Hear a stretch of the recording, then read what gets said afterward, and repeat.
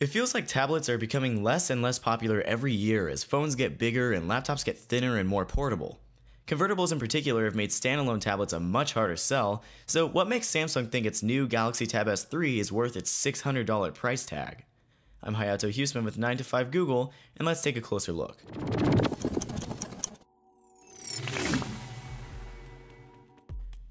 The Tab S3 bears a lot of similarities to the Galaxy S8, or at least the S7.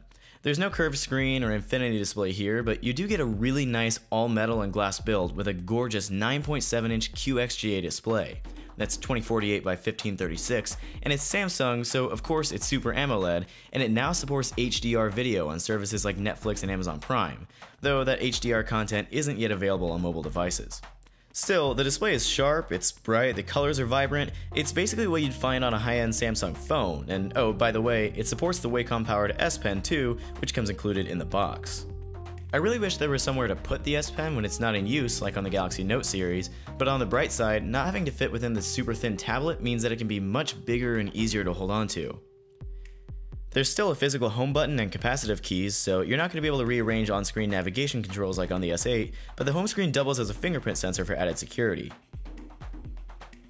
There's a USB-C port on the bottom, which is nice, and yes, you still get a headphone jack, and microSD expansion too. There are also 4 speakers tuned by AKG on the Galaxy Tab S3, and they're surprisingly loud coming from such a thin tablet. Though unfortunately, the sound quality is a little thin too, so while it's more than good enough for watching YouTube videos, you might want to save your bass-heavy music for good headphones or a Bluetooth speaker. The Tab S3 runs Android 7.0 Nougat with Samsung software overlay, and overall it's a pretty good experience. In essence, it's basically a bigger version of what you'll see on Samsung's phones. There's a Samsung equivalent to just about every Google app, including Flipboard Briefing replacing Google Now to the right of the home screen, and a few Microsoft apps pre-installed as well. There's definitely some useful stuff here too though. Samsung Notes holds everything you do with the S Pen, including my stupid doodles of Sonic the Hedgehog memes. There's also a secure folder for when you want to hide those drawings or anything else, and a built-in file manager too.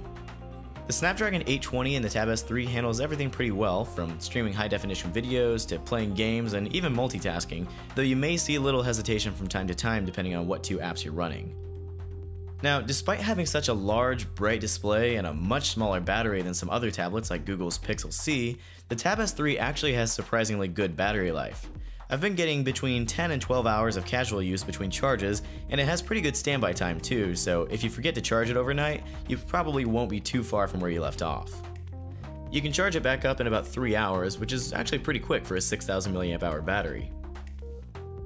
So is the Galaxy Tab S3 worth buying? Well, it depends on you, but for most people that are just going to be playing games and browsing the internet, probably not. It's a great tablet, don't get me wrong, and in fact it's probably the best Android tablet out there. But $600 is a lot to cough up for any tablet running a mobile OS, especially when you can pick up a Surface Pro 4 with better specs than Windows 10 for just $50 more right now. But the Tab S3 is positioned more against the iPad Pro than Windows convertibles, and when you consider that it's priced the same as a baseline iPad Pro, with expandable storage and an included stylus, which Apple users will have to shell out another $100 for, it starts to feel like a better deal, so long as you're the type of user that would have wanted an iPad Pro in the first place.